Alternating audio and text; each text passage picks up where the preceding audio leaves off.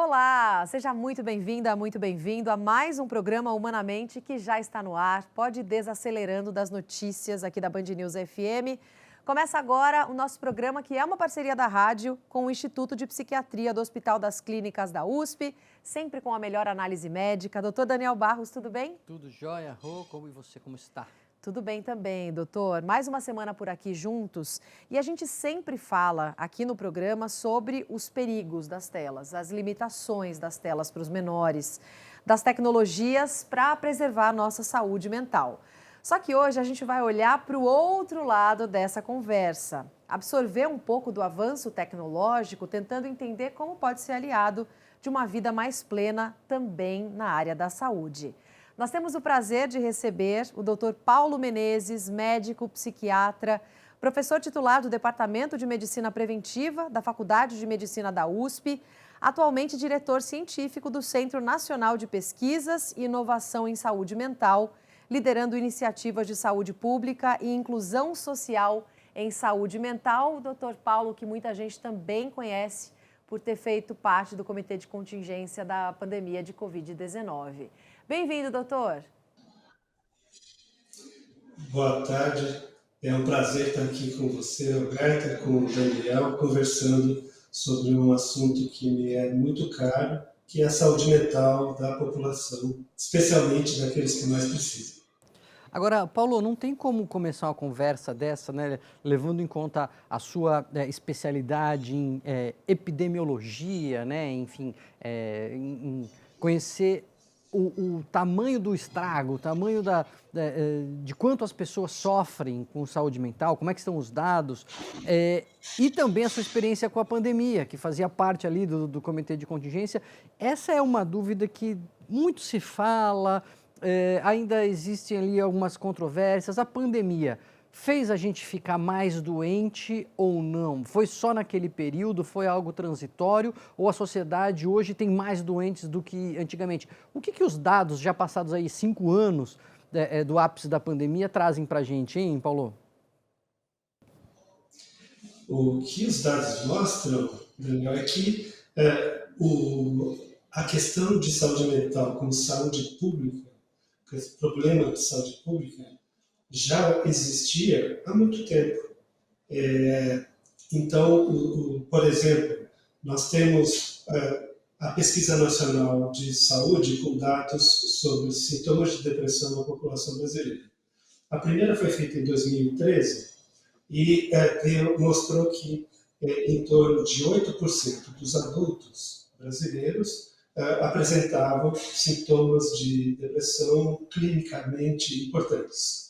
Em 2019 foi feita a nova pesquisa nacional de saúde e esse número aumentou para 11% dos adultos na população brasileira.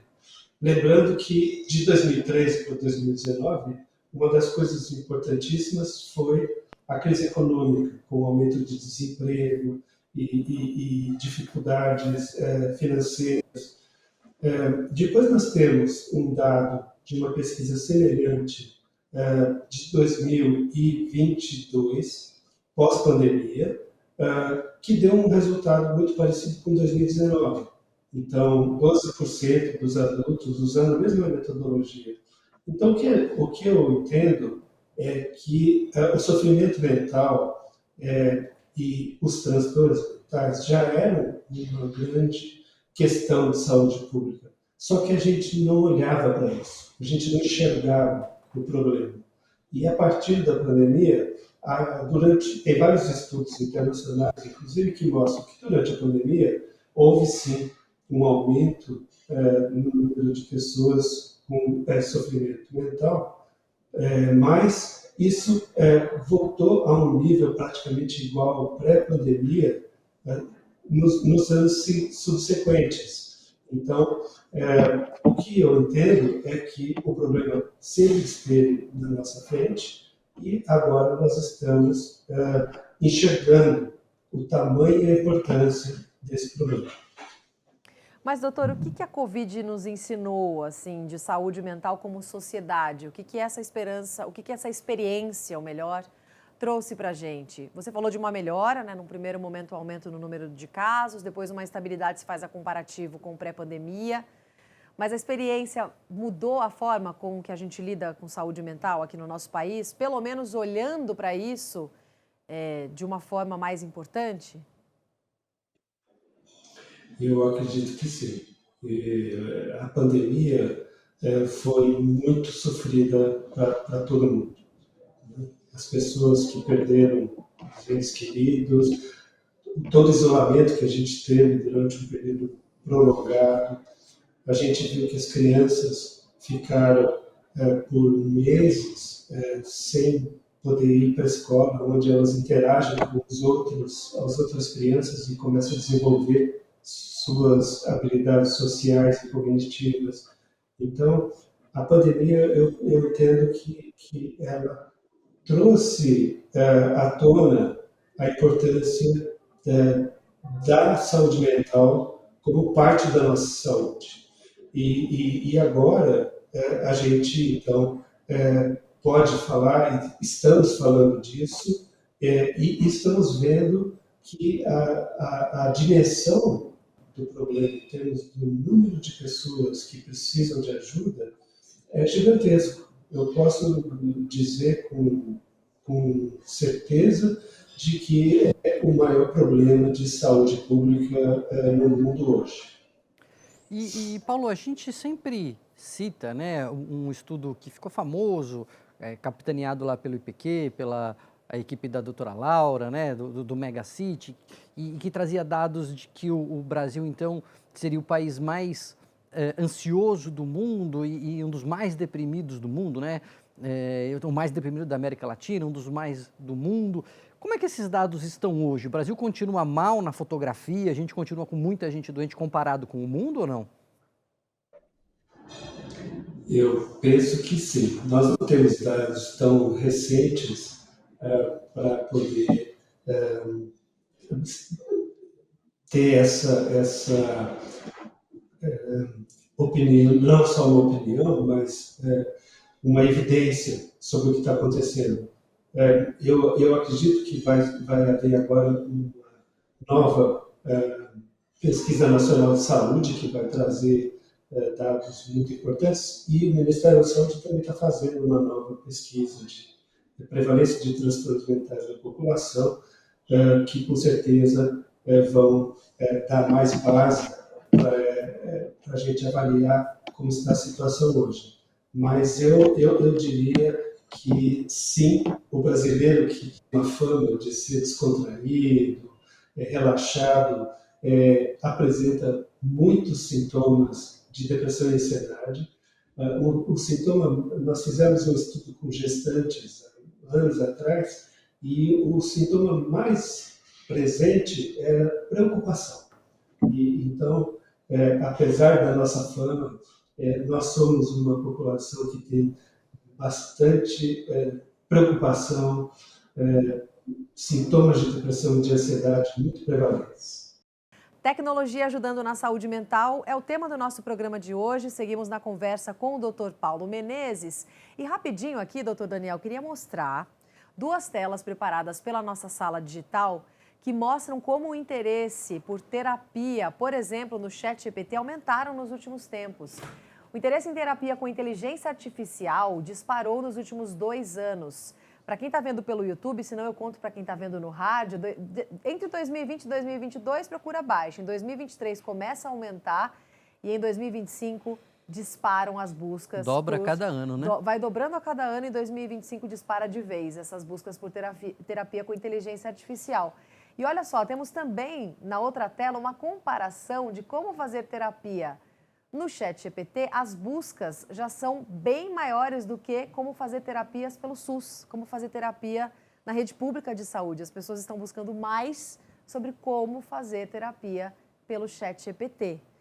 Isso é um belo retrato dos novos tempos, né, doutor? Pois é, e eu acho que as pessoas ensaiarem essa conversa com os modelos de linguagem, o Gemini, o ChatGPT, é meio inevitável, mas a gente também pode usar a tecnologia de uma maneira séria, acadêmica e buscando impacto na saúde mental, que é um dos projetos que o Paulo Menezes está capitaneando aí, que teve um projeto grande desenvolvido na Faculdade de Medicina. Eu queria, Paulo, que você falasse um pouco dessa percepção de quem está do lado de dentro tentando usar isso em prol da saúde mental da população. Qual que é a ideia desse projeto?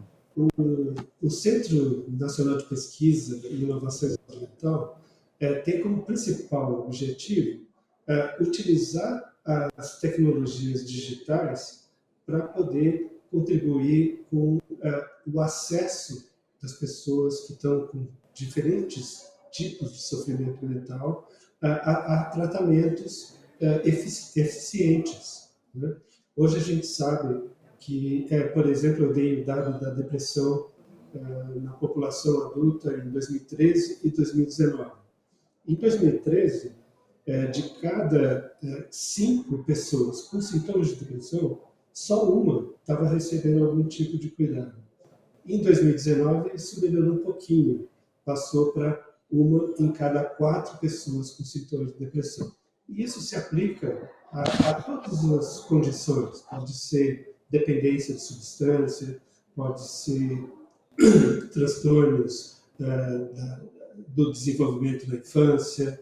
Então, o CISM, como é o nosso acrônimo, busca desenvolver, testar cientificamente e implementar soluções digitais de saúde mental para que a população, particularmente nós estamos trabalhando com o SUS, para que as pessoas, as mais necessitadas, tenham acesso. E eu vou dar, talvez, 2 exemplos aqui do que nós estamos fazendo. Um deles é um estudo sobre a eficácia de um aplicativo que acopla um bafômetro com regularidade todos os dias, numa terapia para pessoas com dependência de álcool. A pessoa ela é chamada para utilizar o bafômetro e quando ela está sóbria, não houve ingestão de álcool, ela é recompensada, inclusive financeiramente. Ela recebe um bônus financeiro, e isso é uma técnica de terapia que chama manejo de contingência, já bem estabelecido, mas nós estamos testando isso de maneira digital. Agora nós vamos começar a recrutar os pacientes, inclusive no Instituto Perdizes, aqui do nosso complexo HC-FMU. E um outro exemplo é do aplicativo para sintomas de depressão e ansiedade, que nós chamamos de CONEMO, Controle Emocional. Nós já tínhamos desenvolvido esse aplicativo há anos atrás, no primeiro estudo. Fizemos 2 grandes ensaios clínicos que mostraram que o aplicativo ajuda, sim, as pessoas com sintomas de depressão. E agora nós estamos trabalhando com o que a gente chama de estudos de implementação. Então, como que é a incorporação dessa tecnologia pelos serviços de saúde, particularmente a atenção primária em saúde. Estamos trabalhando com 2 municípios, Indaiatuba e Jaguariúna, em parceria com 2 universidades locais dessas cidades, a Unimax e a Unifage, e a ideia aqui é disponibilizar essa plataforma digital para os profissionais da atenção primária e para os frequentadores da atenção primária poderem utilizar para avaliação de sintomas e, quando é o caso, para ter acesso a terapias cognitivo-comportamentais, principalmente terapias simples, que não precisam do profissional especializado presente. E Paulo, eu tenho uma sensação aqui que eu ainda não vi translacionar, né? Não vi chegar na prática ainda, mas eu fico sempre com a sensação que a gente está na iminência de um negócio que é os dados recolhidos por relógios, por smartphones, pelos nossos padrões de comportamento, serem utilizados como dados clínicos numa avaliação de saúde mental. né? Então, o ouvinte, ele consegue, não é difícil entender, quando a gente está deprimido, a gente fala menos, a gente fala mais baixo, a gente se mexe menos, sai menos de casa, quando a gente está ansioso, a gente fica mais agitado, a gente muda o nosso tom de voz, e todos esses dados, de alguma maneira, podem, teoricamente, ser captados pelos smartphones, e você poderia chegar numa consulta e fazer ali não um diagnóstico a partir daquilo, mas usar esses dados, fazer um relatório, né? Teria um relatório para o seu médico de como você esteve no último mês, em termos de agitação ou não agitação, ou inibição do seu comportamento. Só que isso parece que ainda é mais difícil do que parece, a ideia é melhor do que... É mais fácil ter a ideia do que implementar na prática, Paulo? Isso já está acontecendo de alguma maneira?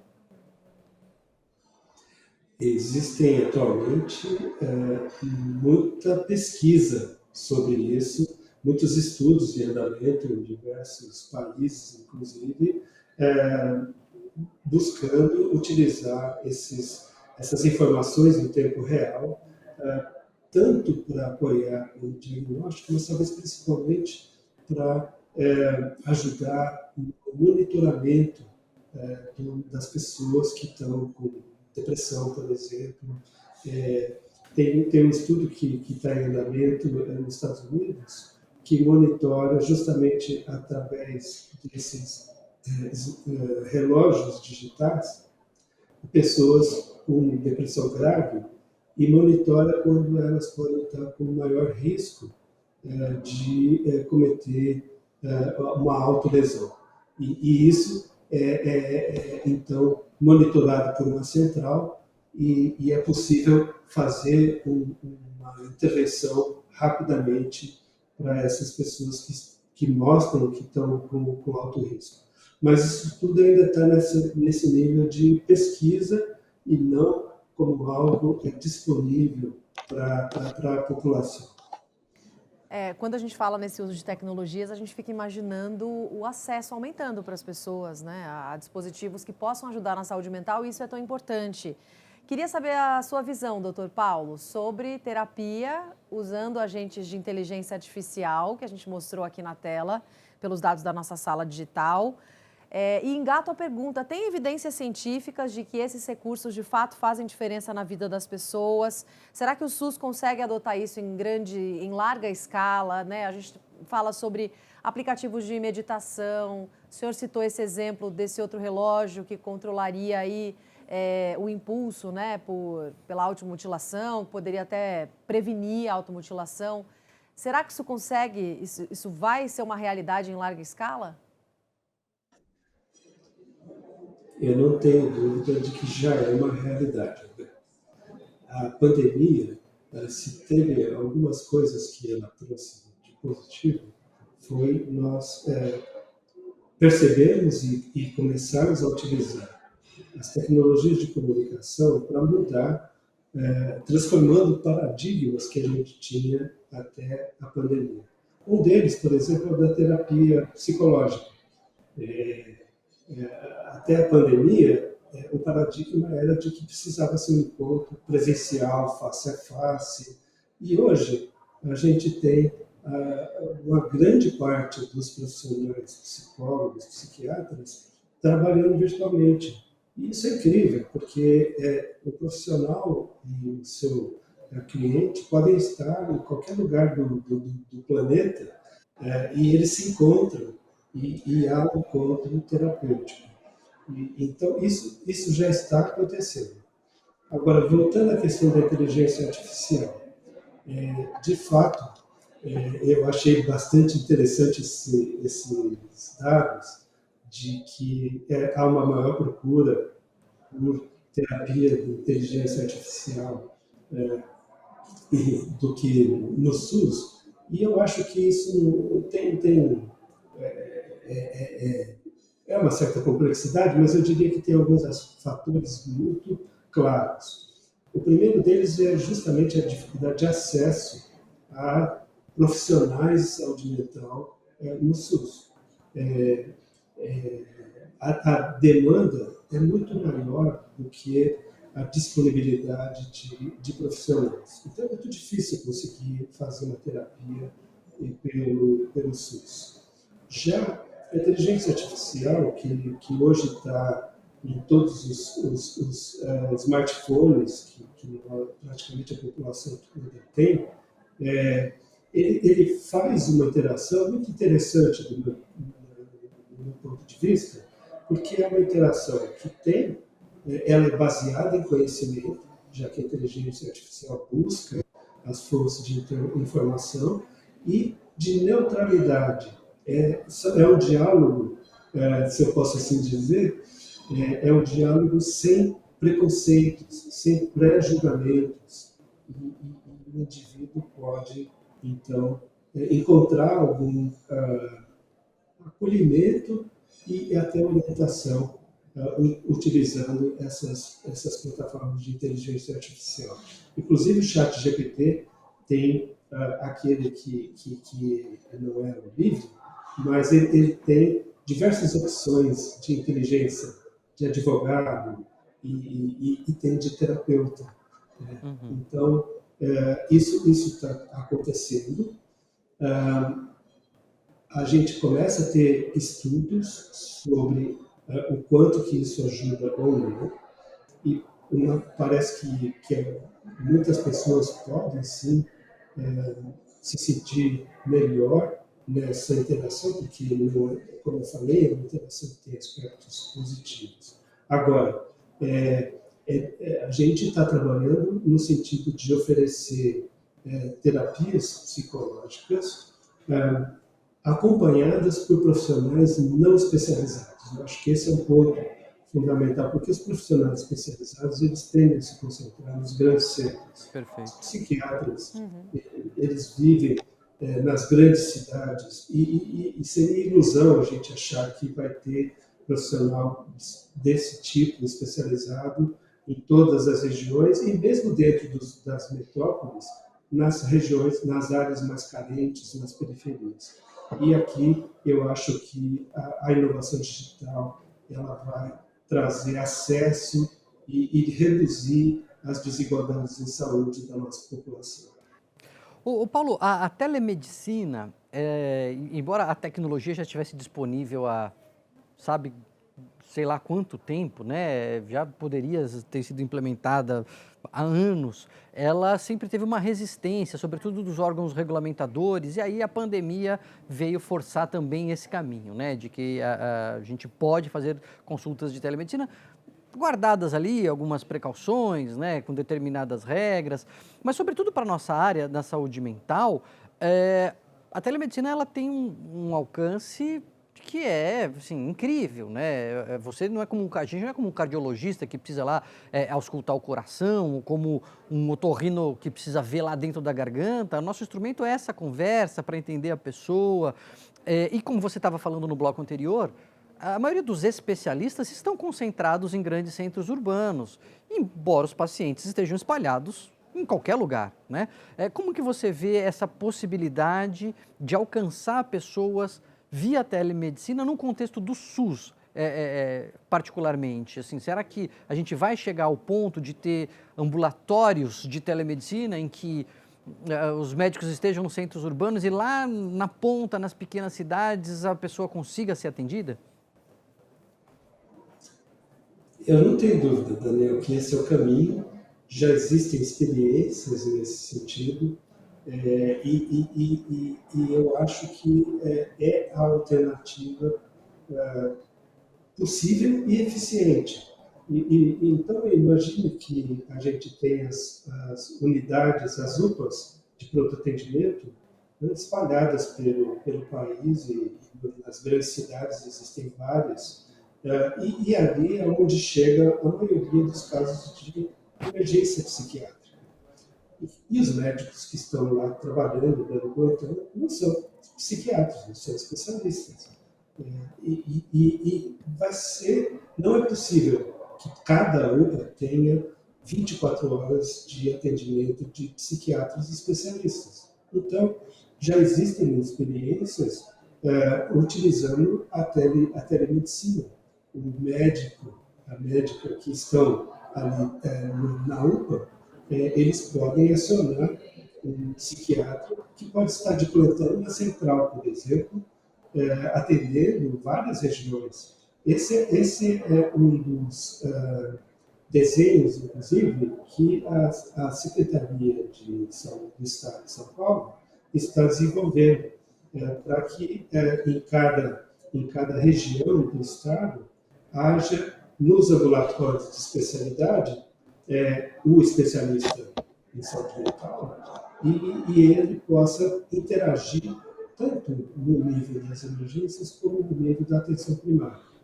Para complementar isso, né, eu posso dizer aqui com muita satisfação que recentemente, esse ano, nós tivemos aprovado um grande projeto pelo Ministério da Saúde de inovação digital e saúde mental para desenvolver, ao longo dos próximos 2 anos, uma plataforma que tenha tanto o nível do usuário final, que é o paciente,